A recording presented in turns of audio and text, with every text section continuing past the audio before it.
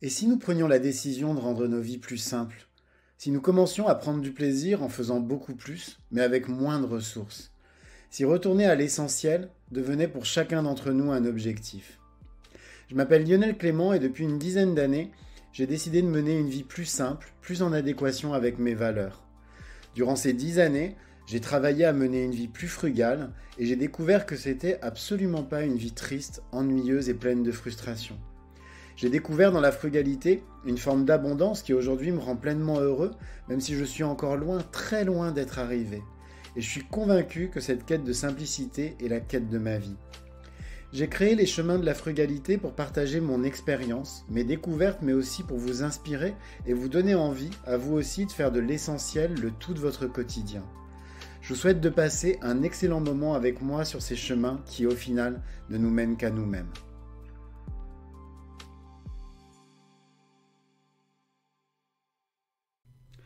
C'est vraiment fou comme le regard sur le pain a changé depuis quelques années.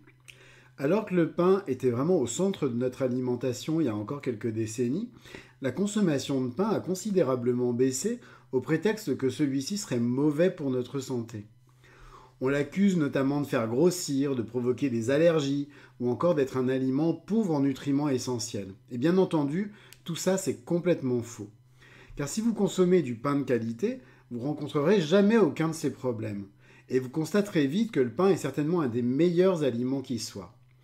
Dans cet épisode, en fait, je voudrais réhabiliter le pain. Je voudrais vous montrer que vous pouvez le consommer sans crainte et que vous faire plaisir avec une bonne tartine ne vous apportera que des bonnes choses.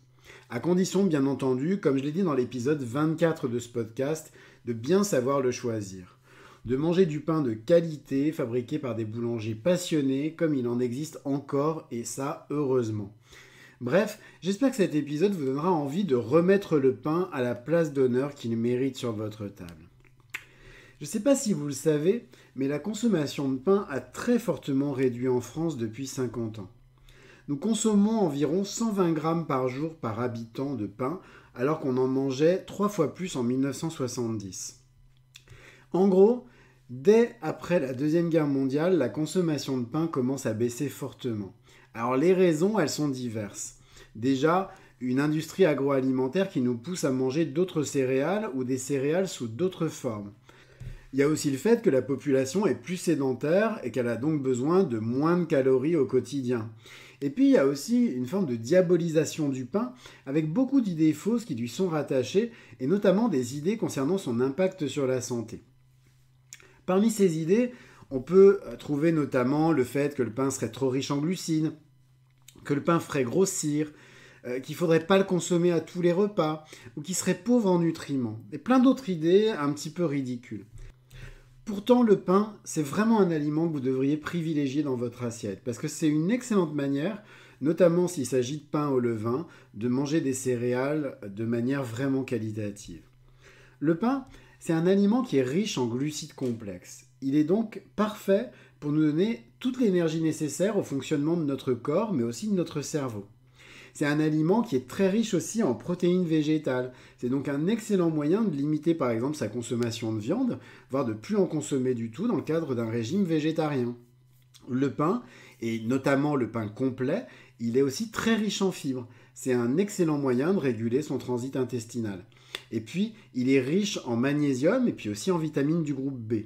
Si vous avez par exemple une activité physique, c'est vraiment un aliment à privilégier parce qu'il va vous apporter plein d'énergie pour vos entraînements. Et puis, c'est également un goûter vraiment sain pour les enfants. Bien entendu, il faut savoir bien choisir son pain pour qu'il vous apporte tous ses bienfaits. En règle générale, il faut vraiment préférer le pain complet au pain blanc. En effet, plus une farine est raffinée, plus elle est pauvre en fibres et en nutriments. Le pain blanc, il est donc moins rassasiant et nourrissant que le pain complet. De plus, les sucres qui sont contenus dans le pain blanc sont assimilables beaucoup plus rapidement par l'organisme que les sucres du pain complet. Ils seront donc beaucoup plus facilement stockés par l'organisme. Néanmoins, le pain blanc a une qualité, il est beaucoup plus digeste que le pain complet, lorsque le pain complet est réalisé avec de la levure de boulanger. En effet, le levain, donc quand on fait du pain complet au levain, a une action sur le son du blé qui permet de le rendre vraiment plus digeste, alors qu'il est vraiment très irritant pour le système digestif s'il est fabriqué par exemple le pain uniquement à partir de levure. Personnellement, lorsque je fabrique pas de pain, je préfère acheter du pain complet fabriqué au levain. Mais j'ai la chance d'avoir à côté de la maison une boulangerie qui fabrique du pain au levain et ça franchement c'est vraiment fantastique. Si ce n'est pas le cas pour vous, préférez des pains plutôt semi-complets qui seront beaucoup mieux assimilés par votre organisme. Et quoi qu'il en soit, bannissez tous les pains industriels sans exception. Une autre chose très importante, c'est que vous allez vraiment pouvoir manger du pain même si vous êtes au régime. Et j'avoue que moi aussi, j'étais convaincu que le pain faisait grossir. Je suis resté plusieurs mois sans manger un seul morceau de pain. Résultat, j'étais complètement épuisé, j'avais vraiment faim en permanence même si je mangeais d'autres céréales. Lorsque j'ai recommencé à manger du pain, j'ai non seulement continué à maigrir, comme je vous l'avais expliqué dans d'autres épisodes, j'ai eu des gros problèmes de poids dans ma vie, mais j'ai retrouvé aussi de l'énergie. En fait, le pain, c'est un aliment vraiment rassasiant, surtout quand il est fabriqué avec du levain. En plus, l'acidité du pain, elle active la salivation, ce qui favorise la meilleure digestion possible du pain. Bref, si vous deviez garder qu'une seule source de céréales dans le cadre de votre régime alimentaire, c'est vraiment le pain. À vous ensuite de bien savoir le doser pour consommer la bonne quantité, c'est-à-dire la quantité qui va correspondre à l'énergie dont vous avez besoin en fonction de votre activité. Comme je le disais dans l'épisode 20 de ce podcast, il suffit pour ça de peser vos portions, une bonne habitude qui, moi, personnellement, m'a permis de rééquilibrer en profondeur mon alimentation. Autre chose, le pain bio est vraiment bien meilleur pour votre santé que le pain conventionnel. Comme je l'ai dit dans l'épisode 26, les farines non bio peuvent contenir de nombreux pesticides. D'autant plus si vous consommez du pain complet, parce que le son contenu dans le blé a tendance à concentrer ces résidus toxiques, même s'il s'agit de pain au levain. Personnellement, même si on m'a souvent répété qu'il existait des seuils autorisés pour les concentrations de pesticides et que la farine utilisée dans le pain ne les dépassait pas, je préfère prendre aucun risque pour la simple et bonne raison que j'aime bien savoir ce que je mets dans mon corps. Comme l'agriculture biologique interdit l'utilisation de pesticides, moi personnellement, je me dis que je peux sans aucun risque manger ce pain, y compris du pain complet. Et donc je vous invite pour ça à vraiment préférer le pain bio, parce que pour le coup, vous saurez exactement ce que vous consommez.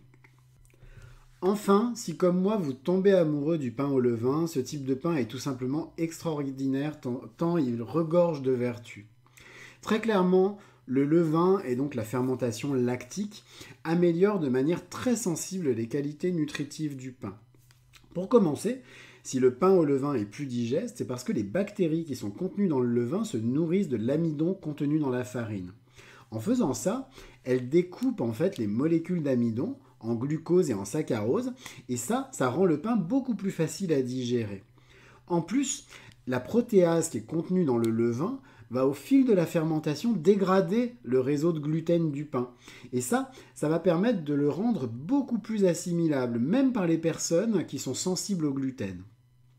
Le levain, il permet également une meilleure assimilation des minéraux contenus dans le pain, en dégradant lors de la fermentation l'acide phytique qui est contenu dans le blé.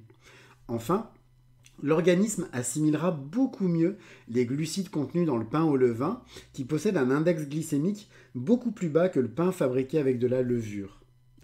Bref, autant de raisons supplémentaires de préférer le pain au levain et pourquoi pas même de vous lancer vous-même dans votre propre fabrication de levain. Cet épisode des chemins de la frugalité est maintenant terminé. Comme d'habitude, je vous invite, si vous avez aimé cet épisode, à vous abonner à mon podcast et pourquoi pas à lui mettre 5 étoiles sur votre plateforme de podcast préférée. Comme je vous l'ai répété, ça m'aidera beaucoup à bien le référencer sur ces plateformes. Et puis sinon, vous pouvez également le partager autour de vous afin de le faire connaître à vos proches.